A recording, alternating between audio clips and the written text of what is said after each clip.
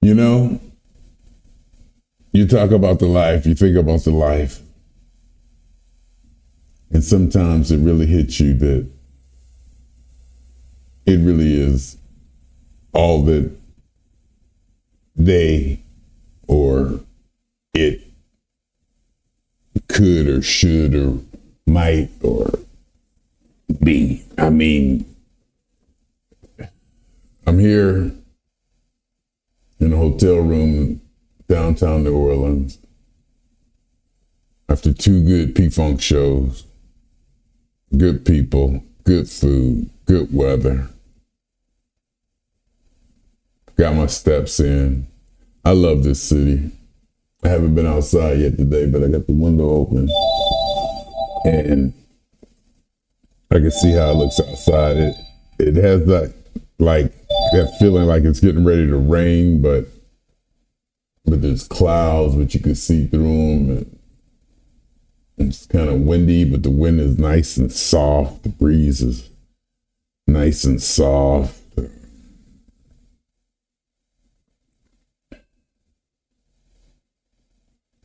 I don't have any shoes on or socks. I'm barefoot, walking barefoot on this hardwood floor. It's warm. It's just comfortable. The room is sizable, as you can see.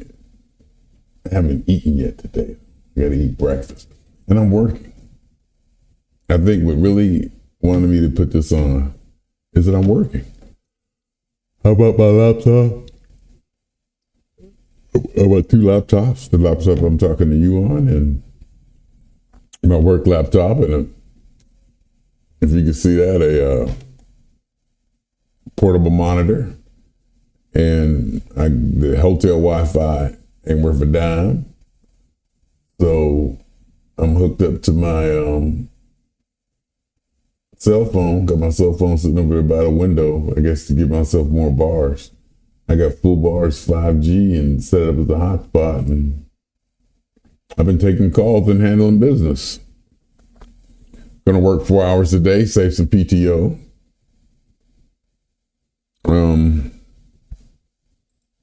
I'm feeling pretty good about that. I'm feeling pretty good that I'm working. I think that's what it is. I mean, sure, the P-Funk shows was good. I need to make a whole total separate video about the 420 Funk Mob show. And not to take anything away from Mr. Clinton or 3GP or that thing, the mother band, that show, what that was. But after seeing the 420 Funk Mob the day before, and then seeing Mr. Clinton and them,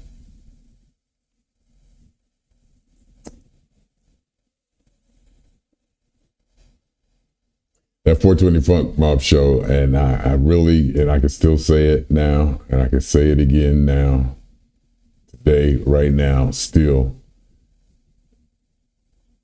The least I can say is one of the best performances of P-Funk music I've ever seen. That's the least I could say.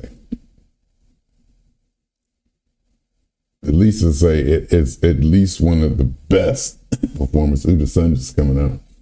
One of the best performances of P-Funk music I've seen anybody ever do. One of the things I noted too, again, last night and the night before, was Mr. Curry, how dead on the beat he was. I mean, that P-Funk is dun, dun, dun, dun, dun, dun, dun.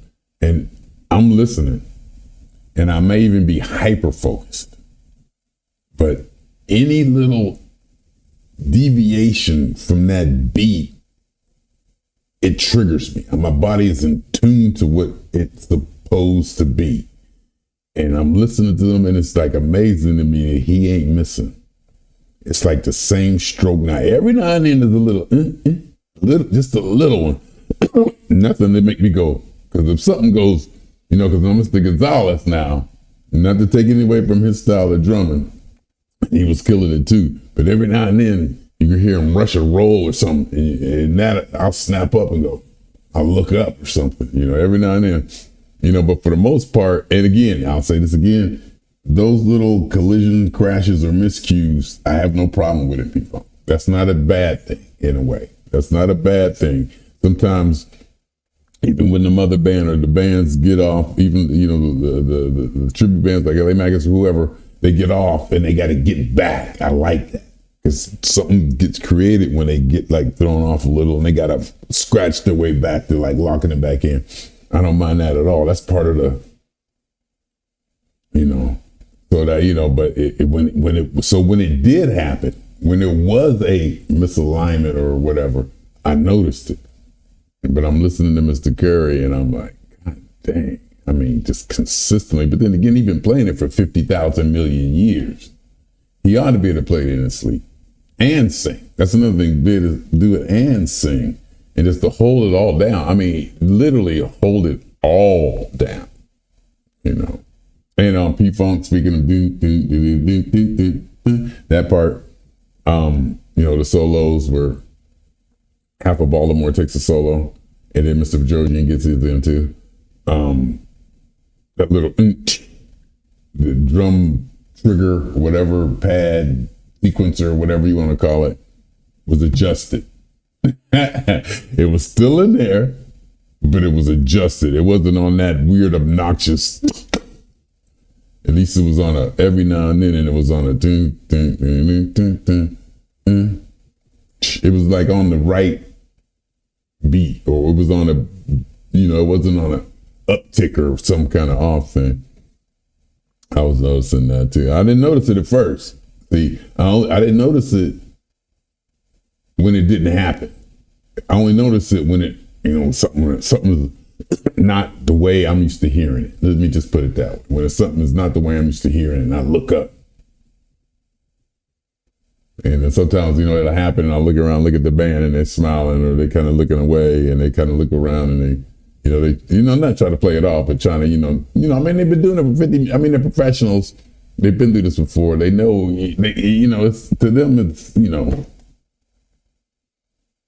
so you look around and, but it just, to hear Mr. Curry and it just to be, and I don't want to use the word flawless because it's so powerful of a word, but I mean, just to hear him in that pocket, just to stay there over and over and over and over, just to be, and then I even zoomed in on his fingers just to see the little bit of movement, just to see the little bit of movement he was playing One Nation or Cosmic Stomp or whatever it was, just see the fingers just that, and it's like right there every time. And remember, you got to be locked with the drummer. I think the bass and the drum locked and everything locks with them. And then you had Mr. Hampton next to him and playing a rhythm guitar, and it was all so, and then the horns came in strong and clean. And then you had Mr. Scheider over there just filling in his licks. And they gave me the mic. Mr. Payne gave me the mic, and I sang, and it was pumping it up. And this is one of the few times I sang, and I heard my voice. I could hear myself coming out. I could hear myself out there, and I put it where I wanted it to. They were saying, pumping it up, pump, pump, pump, pump, pumping it up. Something, pump, I feel like pumping it up. And I was going to pump it. I wasn't saying what they were saying. I was like pumping. I was like putting a little something extra in there, and I could hear myself. And I was like, yeah.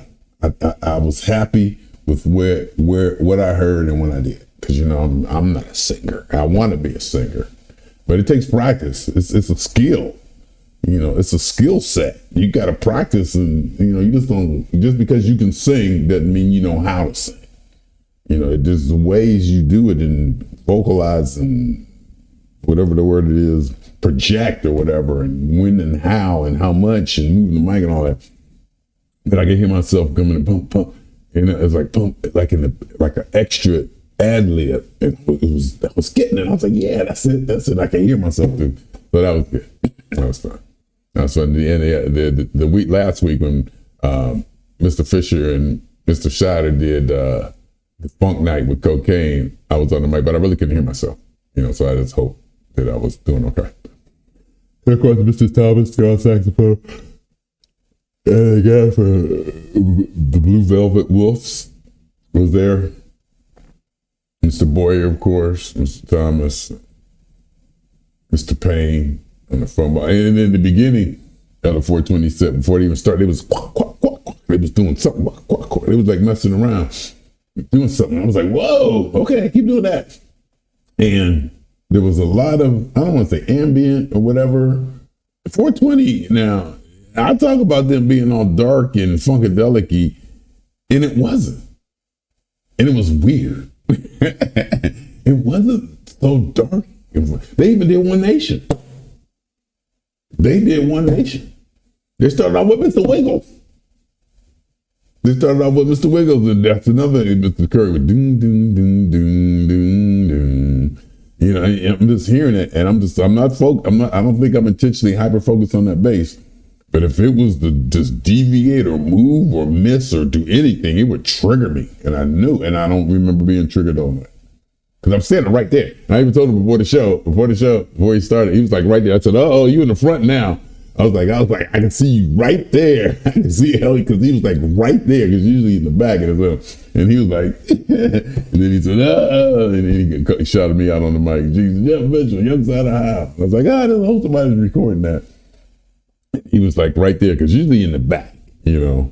And I was like, he's right there. So I was able to, I'll be able to look him in his eyes, you know, whatever that means, you know, from my side of the stage, that, you know, while they're playing the music and the vibe, and, you know, I'm expressing what I feel, and they can see or feel, or they're in the general area of my energy scope, and I can look and make an eye contact, you know, that's something. And I mean, I'm listening to it, and that 420 Funk Mom, that was maybe the best performance of P-Funk music I've ever heard. It was just, and I'm not saying it wasn't miscues. I'm not saying it was perfect, because I said before, P-Funk ain't supposed to be perfect. P-Funk's supposed to go off the rails every now and then. It's supposed to be this and that, and P-Funk, a little bit of dysfunction as part of it. And I don't want to say that it was almost too clean, because that sounds derogatory. And I don't want to say anything derogatory about that night, because I really can't think of anything derogatory, but it was just almost too clean.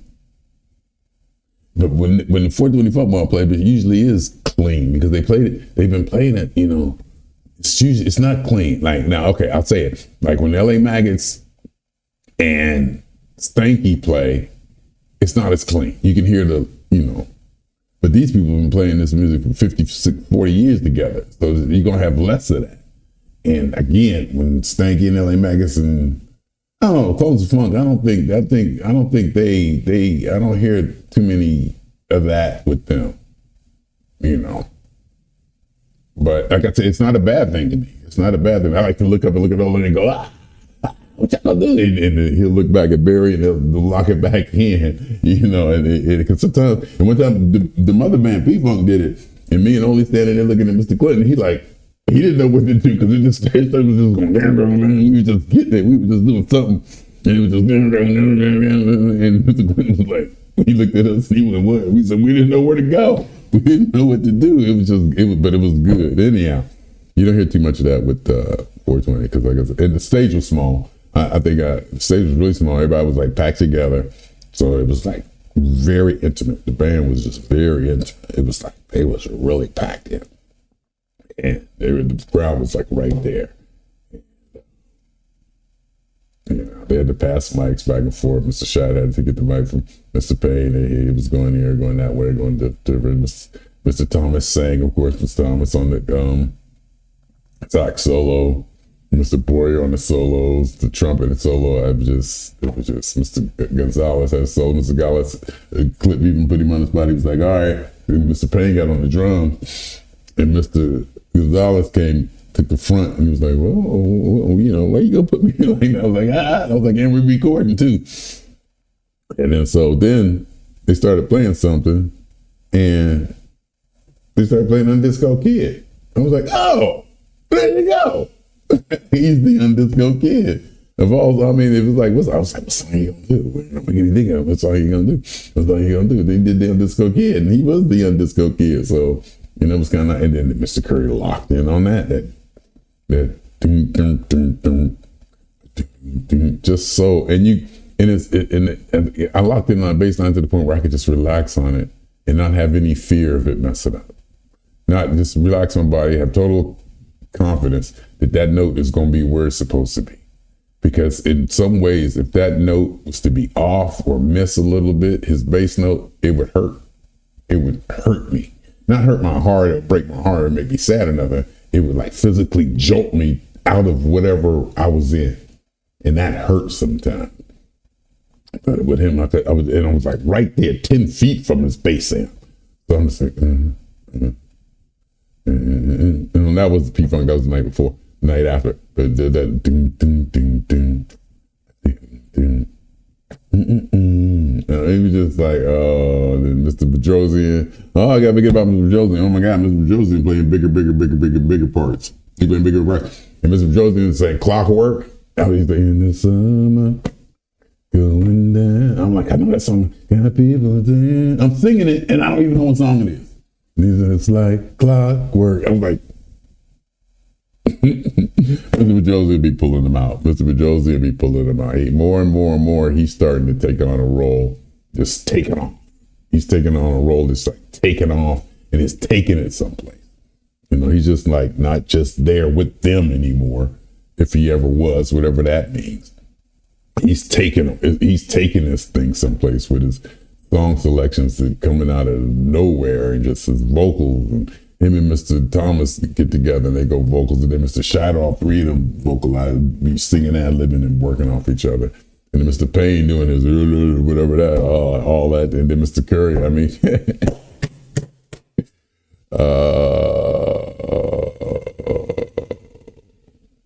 okay, I got to get to work. I got to do some work. Maybe more later. I just want to show off the hotel room and show off that I'm working. In fact, let me see how long I've been on this email.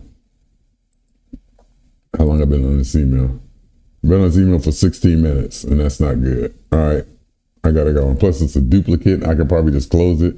I was like,